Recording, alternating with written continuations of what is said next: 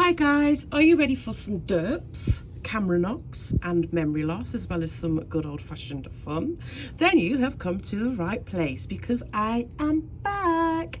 Woot woot, I'm back guys, and the only reason I'm back is really because of you. You've been so encouraging. I'm still getting comments and messages even now encouraging me to return, and that you miss me and all the rest of it, and I've missed you guys too, honestly, I really have. But in all reality and in all honesty, I had no intention of coming back, because I was just so completely drained and I was out of ideas, and really the trolls, the nasty comments were just a part of my decision to stop recording. I guess they were the icing on the cake. But I've had a break, I've been creating, I've been experimenting, and I've got a few things lined up for you guys. I'm not promising a video every week, because I think if I do that, I'll fall back into that same pattern of pulling my hair out, trying to work out what I'm going to do for a next video. So it's going to be, you know, I can't tell you how many it's going to be, but I'm back. Sorry for the long intro, but there's a couple of things I want to bring up before I go any further, so please bear with me. 3 months ago, I posted a video, a tutorial, and I was accused of copying. Now, I used a technique that is commonly used, and while it is the same technique, I didn't copy anybody, because I just want to explain the difference between being inspired by and outright copying somebody. Now, I'm making videos for you guys so you can follow along and create the exact same thing, or tweak it, or whatever you want to do. The very fact that I'm doing a video gives you the permission to do that. You can create the exact same thing as me and sell it, do whatever you want with it. The other thing, every polymer clay artist uses the same techniques. Techniques are not copyrighted, guys. So me using a technique in my video is not copying, because I'm using that technique to create my own unique design, and the design is what is copyrighted. I go out of my way to make sure I'm not copying anybody. People have copied me. People have literally watched my video and then recreated the video itself step by step in the same sequence, using the exact same techniques throughout the whole piece in the exact same order that I used them, and of course they ended up with the same outcome. That's copying, guys. That's not being inspired, that's copying, and I don't give anybody permission to do that, even with credit. No, you know, I've created different faux stones. If you want to create the same stone as me, that is absolutely fine. Just do not do it the same way as I did it. Make it your own. So that being said, and I hope the distinction is a little bit clearer, that being said, I am going to use that same technique from the video that I deleted 3 months ago. I'm not going to do the same pieces that I did in that video. I'm doing something different, but I am going to use that technique. Like I say, I saw Alison Merritt do this 5 years ago, and she borrowed it from a nail art technique, and it's compatible with polymer clay, and a lot of people are using it. I've seen recent videos of people using it, so I am going to use it, but I'm going to make my own unique design using that technique. Okay, so that being said, and sorry for the long intro, just wanted to clear things up. I've got myself some white Premo here. I've rolled it out onto a number 3 thickness on my Atlas 150 pasta machine, 0 being the thickest, but then because I want them quite thick, can you see they're quite thick, I then folded that clay in half to double it up and then cut out the shapes, and already I can see a little hair in that. So I've already cut out the shapes, you don't need to see me do that, and I've used this one from Joy Creations Tribal Collection. I'll leave the link for her shop in the description and pinned comment. Please always check out the pinned comment and or description. That's where I link everything. And I'm also using this heart shape again from Ojoy Creations. I'm just going to get my isopropyl because this is a little bit dirty, and I'm just going to give it a quick wipe down. Isopropyl alcohol is perfect for cleaning things, guys, including the clay, your tools, your tiles, all the rest of it. So they're the pieces that are going to get baked. That's all you need to do for the first step, and I'm going to go and put those in the oven for an hour. So that's those, and like I say, I am using that technique. It's just a splash of water with a few drops of dish soap, and then you shake it up to give you the bubbles like this. So you're going to need that. You'll also need some isopropyl alcohol, otherwise known as rubbing alcohol, and you can get it from just about anywhere. I think I got this from Walmart, but you can get it from Walmart, Walgreens, anywhere really. So you're going to need some of that. You'll also need some UV resin. I'm using J Diction, which is listed in my Amazon storefront. You'll also need some white UV resin, and now I got this from Lightwish. Again, this is listed in my Amazon storefront, but it comes in a whole box of different colours. So it's the Lightwish colourful resin. And you get all different colours like purple, pink, blue. You know, it's really nice. I like it. That's listed in my Amazon. So you'll need some of that. I'm going with white. You'll also need some white embossing powder, which I'm very low on, but you don't need a lot. Again, that's listed in my Amazon. I'm going to use some metallic silver acrylic paint. I think I've got this listed. If not, it's just silver metallic paint, acrylic paint. And I'm also going to be using this turquoise blue mica powder that comes from the Meyspring gemstone collection. They don't come like this. I've just put them in little containers. They come in like little sachets. You know, a box of little sachets with different colours. They're listed as well. I think I've remembered everything before I disappear and go and bake these pieces. If not, then oh well, I'm sure I'll remember.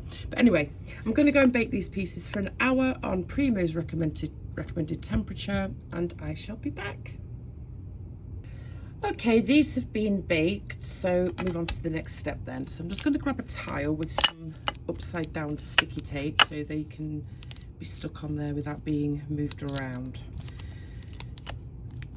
Okay, so there's that. I'm just going to grab my soapy water, the bubbles all nice and frothy, and the UV resin. So I'm going to take this UV resin and I'm going to put it on the piece just where I want the bubbles to go. Oh, did you hear that whistle?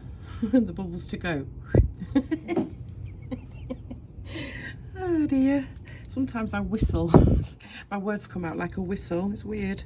Anyway, right, so on this one then, let me think. I've done one similar to this already. Whoops, let's wipe that dribble off. So, and I put the resin this side, so I think I'll go on this side just to change things up a bit. So I'm just going to put a little bit of resin on there like so, and then I'm going to grab something just to smush it around. So I'm only putting it on this portion of the piece. Make sure the resin is dragged all the way to the edges, and I'm just going to do a little bit of a wavy line, not a straight down line, just to add a little bit of difference. Okay, so there's that one.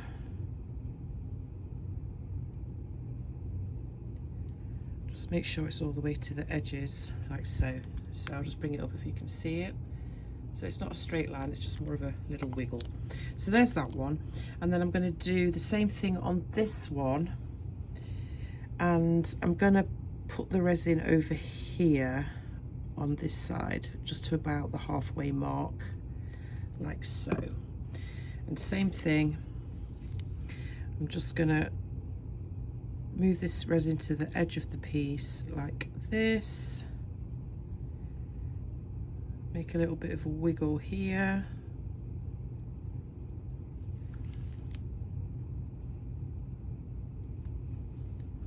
I really should be wearing gloves, but I forgot to put them on, guys, because I'm very allergic to this. Well, sensitive to resin if it gets on my skin. I don't know if you can see my arm. I don't know what that's from. That's a bruise from something, but can you see my arm? Look, guys, if I can't get it all the way in the camera. And that's from resin, but I'm not sure how I got it on my arm. I almost feel like when I'm doing a lot of pieces at once and I've got a whole slab of pieces ready to resin, and then when I move over to the next bit, my arm is hovering over, and it's just the fumes from the resin itself. It's crazy. So, you know, in all honesty, I should be wearing long sleeves and gloves, but I'm naughty and I didn't. Well, I did wear gloves, but I still managed to get it all on my arm. So anyway, so I'm just fiddling around with this just to make sure it's all the way to the edges. Try not to get any on me. There's a little bit of a dribble there. Okay, so when you've done that, then you bring over your soapy bubbles. I'm just going to pop that over there. Bring over your soapy bubbles like so. And I'm going to grab a little plastic spoon thing just to scoop those bubbles out and onto the pieces. So I'm just going to grab this and I'm just going to gently plop it on there. Try not to touch the piece itself, just laying those bubbles where that resin is. Now obviously there's a lot of videos that use this technique, so obviously I'm doing it the same way, but like I said before, I've only ever seen people do it on black clay, so that's one difference straight off the bat. But I wanted to make these, even though it's almost fall, I just really like the beachy vibe, you know, the ocean beachy vibe pieces. So that's what these are going to be once I've got these bubbles on. And I'm just really kind of covering, I'm kind of heaping it on because I want to make sure every bit of that resined area has some bubble on it, so I don't have to go back and do it again, because obviously you can miss bits and then you have to go back and do it again. I don't want that to happen really. So I'm just making sure it's completely covered like so. Okay, so when you've done that, then they need to go under a UV lamp. I use the Melody Susie one, which has got 3 settings on it. You can set it at 30 minutes and just walk away. Not that resin normally needs that long, but it's just easy just to set it and walk away. Or you can set it on one of the other 2 settings. I think it's, I want to say 90 seconds and I can't remember, but there's 3 settings on that, which is really useful. And I had my Melody Susie for, I want to say about 4 or 5 years before I had to replace it. I mean, I could have just got new bulbs, but the bulbs are quite expensive, so it's just cheaper to buy a new one in my opinion. And it cures really well. I like it. That's listed in my Amazon as well. I'm just going to add a little bit more bubble to this. Okay, so I'm going to go and pop these under my UV light and I shall be back. I gave these about 3 or 4 minutes under the UV light. That's all it needs. They're going to go back under anyway, but just so it's cured enough to be able to move on to the next step, which is probably fully cured anyway with my UV light. All right, so you just need to get rid of these excess bubbles, and I'm just going to knock them off with this wet wipe. Now you're going to get some fuzzy bits on the edges, but they can easily be sanded off. I'm just going to get that piece of black, whatever that is, looks like a piece of glitter. So I'm just knocking them off with a wet wipe just to start with. Now these are going to get sanded, so don't worry too much about the edges. So can you see how fuzzy it looks now? And that's what it looks like when it comes out. So it's cured, but those bubbles are staying on there. I don't think that's cool. I've always thought it was a cool effect, to be honest. Right, I'm just going to get one of these little sanding sticks. You could just use a nail file or something, but anything that can just knock off the bits that are really kind of sticking out. You're not rubbing too hard, you're just getting the extra rough bits off. I mean, it's still going to be rough, but just get those extra bits knocked off. And then obviously the edges will need to be sanded as well, which I will do down the road. But just for now, get those extra bits that might be sticking up off there. And like I say, it's still going to feel really rough. Just going to get those bits off there a little bit. I've got these listed in my Amazon storefront, by the way, guys, as well. These little sanding sticks, you get a whole packet of them. They're pretty useful, and especially for like if you want to sand any rough bits that are inside, you know, pieces like this, you can get the stick in there to sand it away. Pretty useful. All right, so when you've done that, next step then, whoops. Now, in other videos, I've seen people use different coloured metallic paints, but they've used it on black clay. I don't want to use totally, I'm going to be using the silver, of course, but to make my colour, I'm going to use the turquoise mica powder that I showed you at the beginning,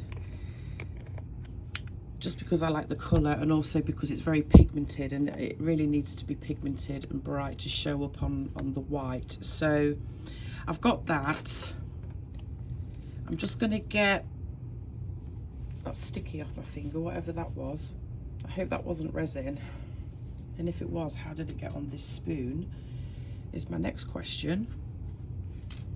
I hope it isn't. Anyway, I'm just going to get some isopropyl alcohol, what I showed you before, this stuff, and I've just poured it into a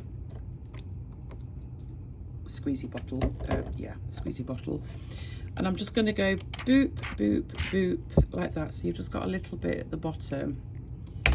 And then I'm going to add a little scoop of this mica powder into that, about a spoonful like so. And you can always adjust it anyway. But that's all I'm going to do for now. And then we'll see how it looks when I've stirred it up. If I can find something to stir it with, I'm just going to use the end of this. Alright, so I'm just going to stir this up, and I want it to be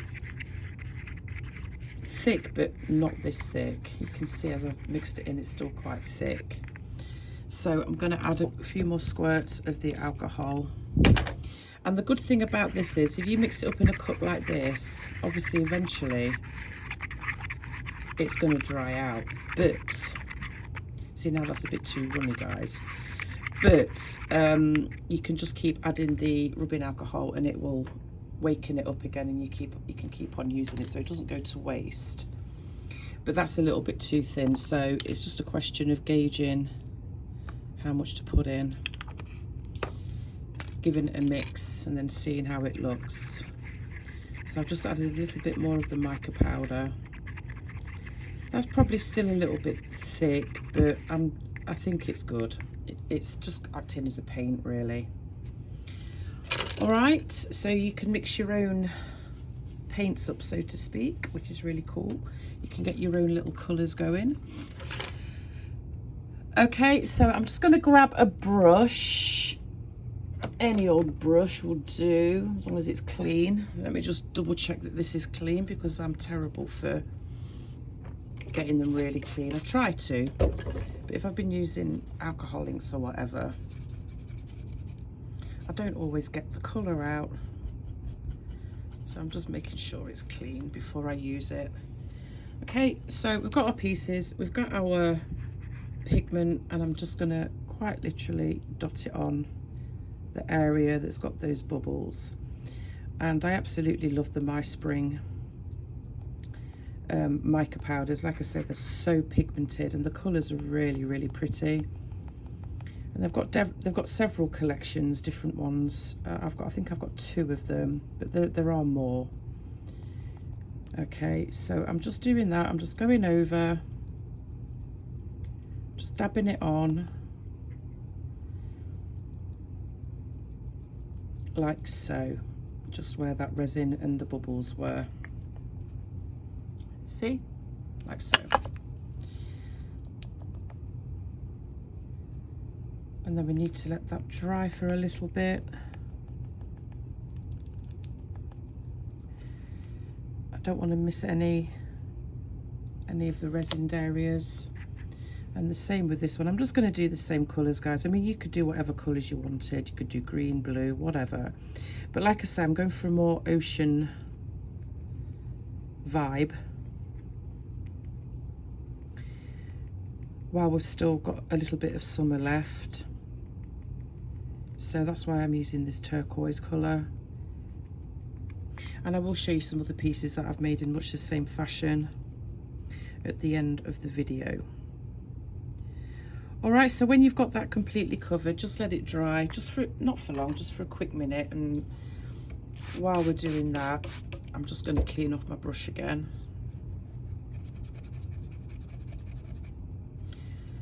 Now, because we're going to be using embossing powder in this, you are also going to need some kind of heat gun. A hairdryer isn't really hot enough. You really do need a heat gun. Let me just grab mine so you can see. So I use this one. Again, this is listed in my Amazon, and it's got all those settings on it. And it does get really hot, so you have to be careful, but it is a good one, and it's not that expensive either. So we're going to be needing that in a minute. Right.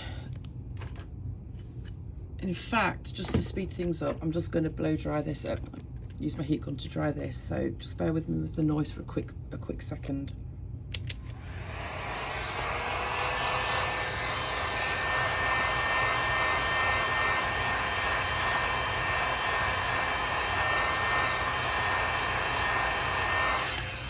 Just to speed it up a little bit, it doesn't have to be 100% dry, but we're now going to bring over this silver paint, and I'm just going to pour a little bit on a tile like so. I'm going to grab my brush again, dip my brush in it. If a little bit of the blue mixes in, it's not a great deal. And then I'm just going to dab it over that in certain areas, just to add a little pop of silver here and there, not all over, just in areas. And the beautiful thing about this, the beautiful thing, what I meant to say was the beauty of this is you can do what you do, and then if you don't like it, you can just go back over it with some more paint. So I'm just dabbing a little bit of that silver on there, just in random areas, like so. Okay, like so. Need to let that dry. Actually, you don't need to let it dry just yet, but now you're going to grab some embossing powder, and I'm just going to get a little bit on the edge of my blade here, and I'm just going to drop it in random places. This just adds a little extra, and it almost gives it like the look of crashing waves, which is what I'm going for. Okay, so just do that, and then I'm going to bring back my heat gun, and I'm just going to go over those areas, and we need to heat the embossing powder so it kind of does its thing. So we do need a heat gun for that. All right, so bear with me with the noise. These headphones that I've got don't cancel out background noise, unfortunately, so if it's a bit loud, then it might be a good idea to turn down your volume now. And I'm putting it on setting number 6.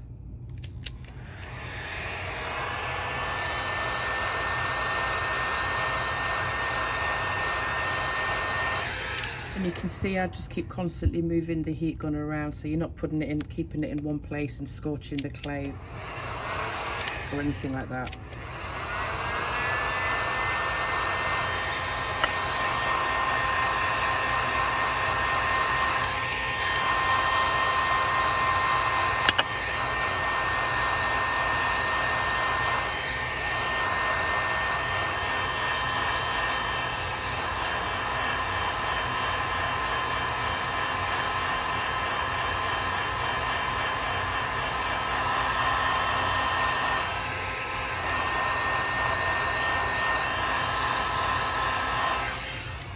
So I'm just drying that off, and you can see the embossing powder hasn't really done its meldy thing, but I didn't heat it for long enough.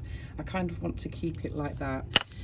And like I say, if you're not 100% happy, you can always go back and grab a little bit more of your pigment and just tap over it, just to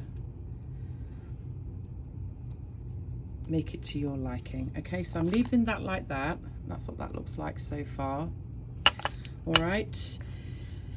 And then the last thing, and I did forget something, guys, I knew I would. We're going to be using embossing powder again, but this time we're going to add it just on the edges of each of these where these lines are, and you're going to need an embossing pen for this. Again, these are listed in my Amazon. So I'm just going to get that, and it's this kind of nib. I'm pretty sure I've got them listed. I'll check before I post the video. If I haven't, I'll list them, but I think they're there.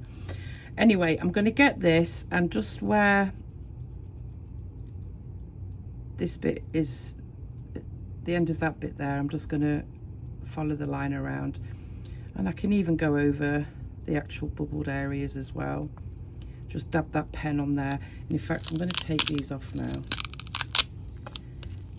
because I need to put them on some paper.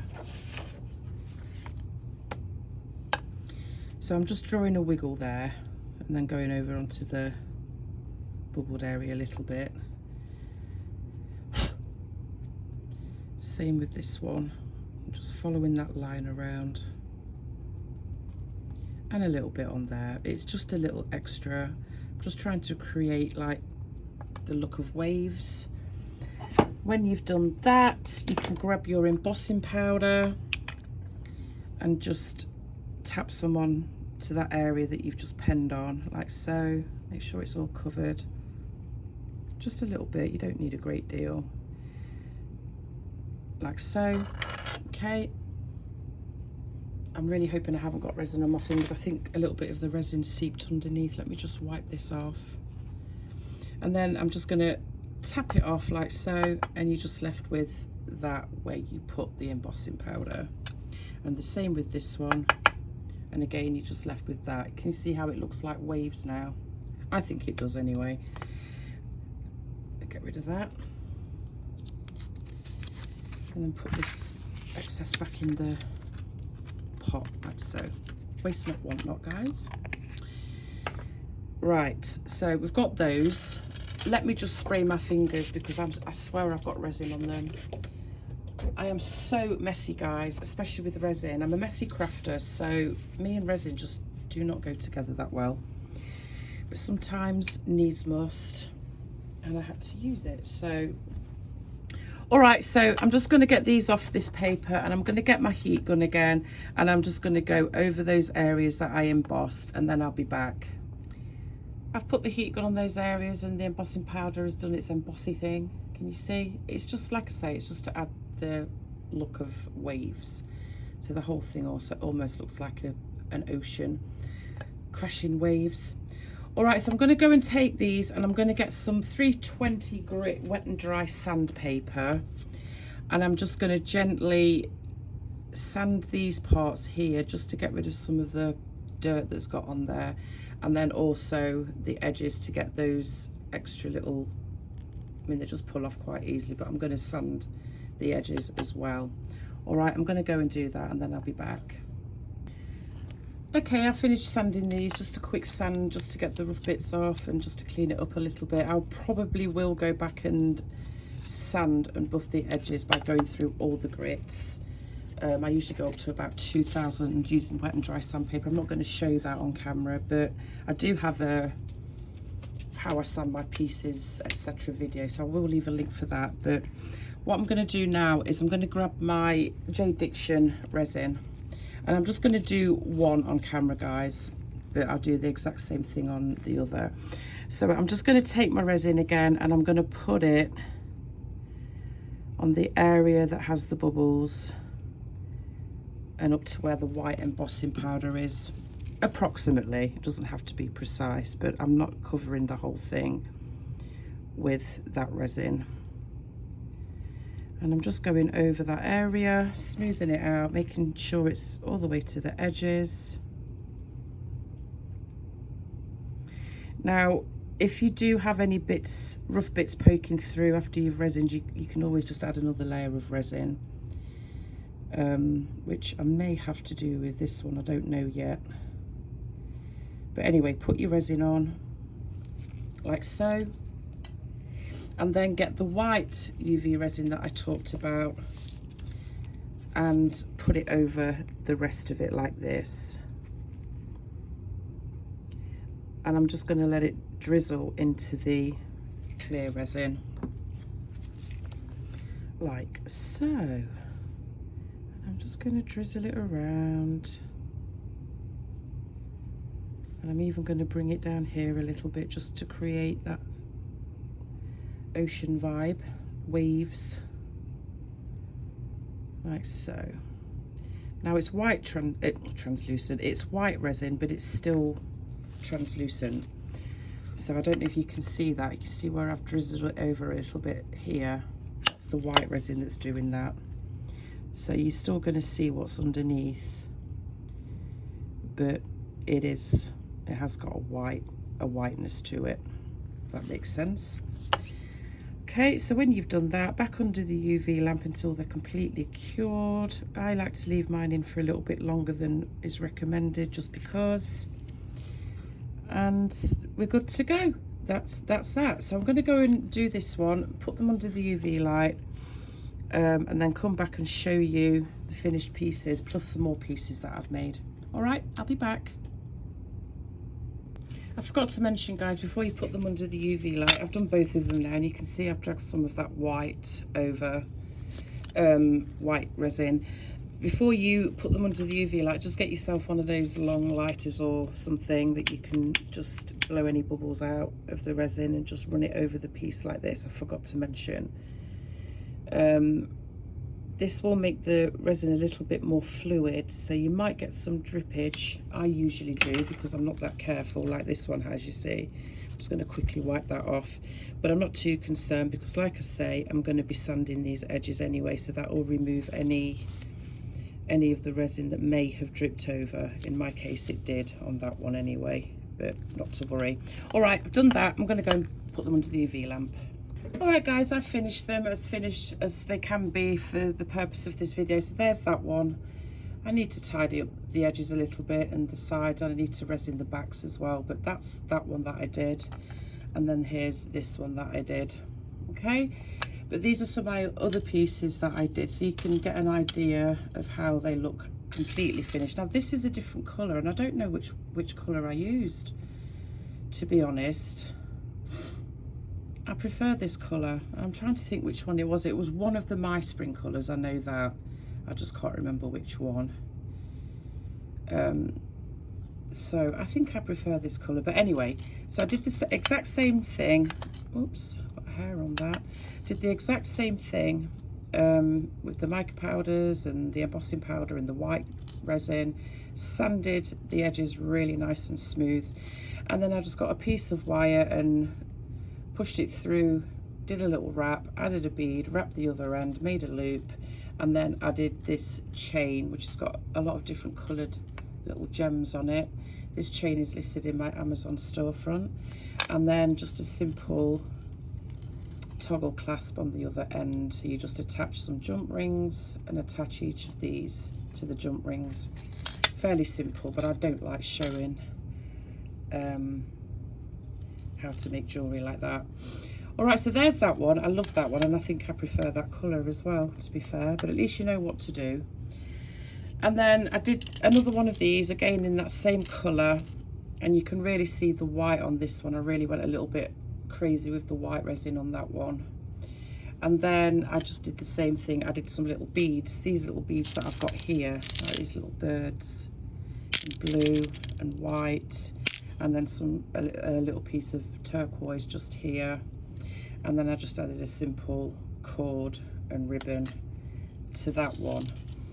So I'm just giving you some different ideas of how to finish them. And then I've got another one that I've not finished, but just to show you, this one's finished in terms of it's a finished component. I've just not added the findings yet. But again, sanded and buffed all through the grits, and then I've added some of that coloured resin on the back. Gives it a really nice finish. Same colour as the ones I've used here. I really wish I knew which colour that was, guys. If I recall, I will list the colour that I used for that one in the pinned comment, so you can look there, and hopefully it will be there if I can remember. And then again, I did this one, but this, well, these two actually, exactly the same technique as I did for all the other ones, but I've also added a piece of abalone in these, and I really went overboard with the embossing powder to make it look more like stormy waves and the abalone's rocks. Again, just different ideas, sanded and buffed on the edges. I'll just show you the abalone that I used. Again, I've got all these listed in my Amazon, and you get a whole bag of these really nice pieces of abalone, really good chunky sizes. There's some smaller pieces too, but you get a whole bag. That's just a few of them. And then once I'd rolled my clay out, remember, fairly thick, especially if you're going to add the abalone, because you need to get the piece, say it's this piece, embed it into the clay. So make sure your clay is quite thick. You see how that's quite thick compared to that one. Put some liquid clay, take it out, put some liquid clay and pop it back in, push it in, and then just bake it like that, and then just do the rest of the piece in the same way that I just showed you today. All right, so they're the pieces, guys. A couple of different ways you can do them, different way to finish them, etc. All right, so they're the pieces. Now, just one more thing before I go.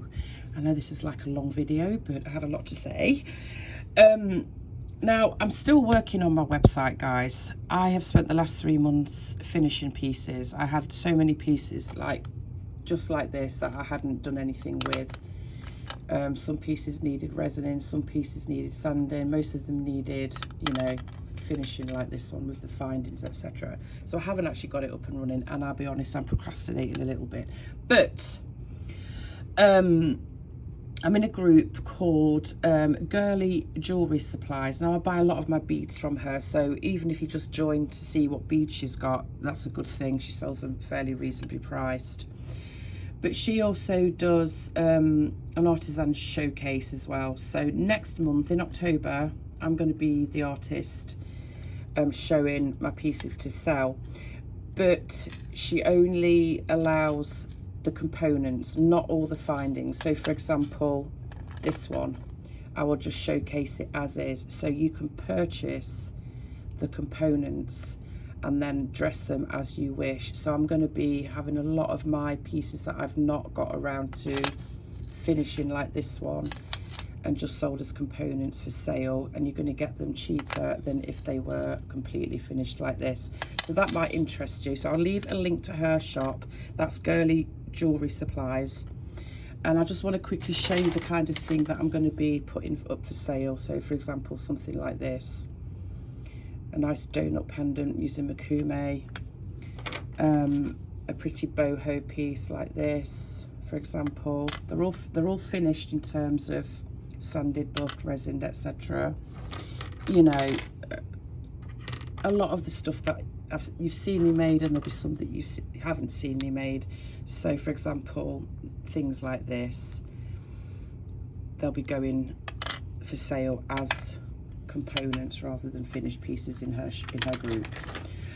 All right, guys, I'm so excited to be back. I hope you enjoyed that. I'll try and remember which colour I used for this. I was kind of thinking that was what I was using today, but obviously I didn't. I do prefer that colour, but you know, they all give a slightly different look. They're still nice, and especially once they're dressed as well. All right, guys, thanks for watching, and I'll catch you later. Bye.